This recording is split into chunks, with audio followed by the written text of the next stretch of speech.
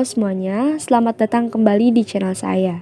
Kali ini kita akan membahas topik yang sangat menarik, yaitu teokrasi di Nusantara dan peran raja sebagai penghubung antara dewa dan rakyat. Pada minggu sebelumnya, saya sudah menjelaskan mengenai teokrasi. Teokrasi adalah suatu sistem pemerintahan di mana pemimpin politik juga memiliki kekuasaan spiritual. Raja-raja di Nusantara memanfaatkan peran spiritual mereka sebagai bagian dari strategi untuk memperkuat kekuasaan mereka. Kita mulai dari Mataram kuno. Di kerajaan ini, konsep dewa raja diterapkan dengan kuat. Raja dianggap sebagai inkarnasi dan dari dewa-dewa, terutama Dewa Siwa atau Wisnu. Ini bukan sekedar simbolis. Kepercayaan ini sangat mempengaruhi cara masyarakat memandang raja. Sebagai pemimpin spiritual, raja dianggap memiliki peran penting dalam menjaga keseimbangan alam dan memastikan kesejahteraan rakyatnya. Peran ini begitu penting, sehingga segala tindakan raja dianggap didasarkan pada restu ilahi. Misalnya, ketika ada bencana alam atau masa panen yang buruk, rakyat percaya bahwa itu adalah tanda bahwa raja perlu melakukan ritual keagamaan untuk memperbaiki keseimbangan kosmis. Pada dasarnya, raja tidak hanya mengurus pemerintahan secara politis, tetapi juga spiritual. Karena kekuasaan yang dimilikinya dianggap datang dari para dewa. Karena itulah, perlawanan terhadap raja jarang terjadi. Setelah Mataram kuno, kerajaan Kediri juga mengadopsi konsep teokrasi ini. Di Kediri, raja memegang peran yang serupa sebagai penghubung antara dunia manusia dan dunia para dewa. Raja dianggap menerima mandat ilahi yang memungkinkannya untuk memimpin dengan kebijaksanaan yang dianggap berasal dari para dewa.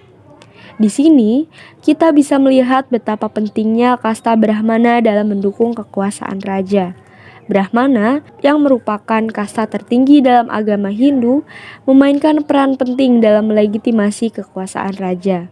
Mereka memberikan dukungan spiritual yang sangat penting sehingga rakyat percaya bahwa segala tindakan raja diberkati oleh para dewa. Sistem kasta ini memperkuat struktur sosial di mana raja berada di puncak sebagai pemimpin tertinggi, baik secara politik maupun spiritual. Nah, salah satu cara raja memperkuat posisinya adalah melalui upacara keagamaan. Upacara ini memiliki tujuan ganda sebagai tindakan religius dan juga politis. Misalnya, dalam upacara persembahan atau ritual besar, raja seringkali berada di pusat acara, menunjukkan peran spiritualnya di hadapan rakyat.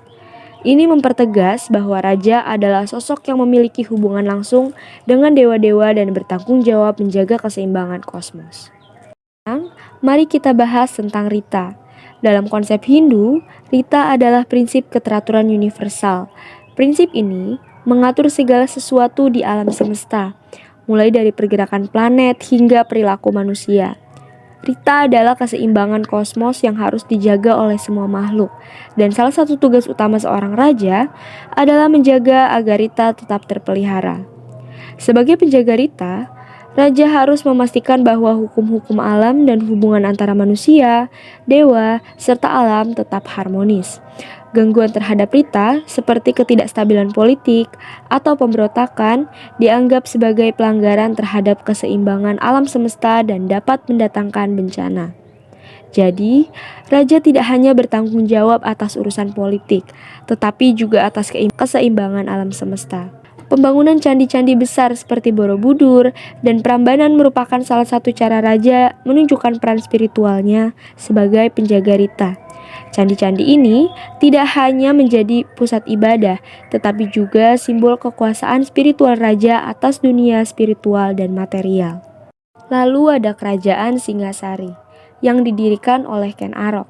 Menariknya, Ken Arok bukanlah keturunan bangsawan, tetapi ia berhasil menggunakan konsep dewa raja untuk memperkuat klaim kekuasaannya. Dengan menyatakan dirinya sebagai titisan dewa, Ken Arok berhasil menyatukan kekuasaan politik dan spiritual dalam satu entitas, yaitu dirinya sebagai raja. Ken Arok menyadari bahwa agama dapat digunakan sebagai alat politik yang sangat kuat. Dengan memanfaatkan kepercayaan rakyat pada dewa, ia berhasil mengendalikan baik kekuasaan politik maupun spiritual di Singasari. Bahkan, hubungan antara Singasari dan kerajaan-kerajaan Hindu-Buddha lainnya di India dan Asia Tenggara juga diperkuat melalui diplomasi berbasis agama. Dengan begitu, Ken Arok tidak hanya mempertahankan stabilitas di dalam negerinya, tetapi juga memperluas pengaruh Singasari secara internasional. Akhirnya, kita sampai pada Majapahit, yang bisa dianggap sebagai puncak perkembangan teokrasi di Nusantara. Di bawah kepemimpinan Hayam Wuruk dan Gajah Mada, Majapahit menggabungkan unsur-unsur agama Hindu dan Buddha. Di Majapahit, raja juga dianggap sebagai perwujudan dewa yang memberikan legitimasi kuat pada kekuasaannya. Konsep dewa raja di Majapahit bukan hanya memperkuat kekuasaan internal, tetapi juga membantu memperluas pengaruh politik Majapahit ke berbagai wilayah di Nusantara. Agama digunakan sebagai alat diplomasi, di mana kerajaan-kerajaan lain yang juga menganut agama Hindu-Buddha dipengaruhi melalui hubungan spiritual dan politik.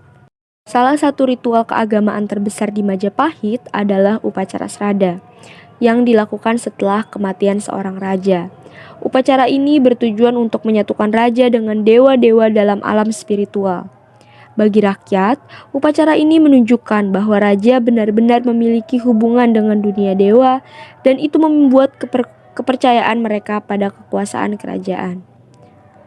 Pada akhirnya, peran raja sebagai penghubung antara dewa dan manusia sangatlah penting dalam menjaga keseimbangan kosmos pada masa itu. Jika raja berhasil menjalankan peran ini dengan baik, rakyat akan makmur dan kerajaan akan stabil. Sebaliknya, jika terjadi ketidakseimbangan seperti bencana atau konflik, raja dianggap telah gagal menjaga hubungan harmonis dengan dewa-dewa dan perlu melakukan ritual-ritual tertentu untuk memperbaikinya.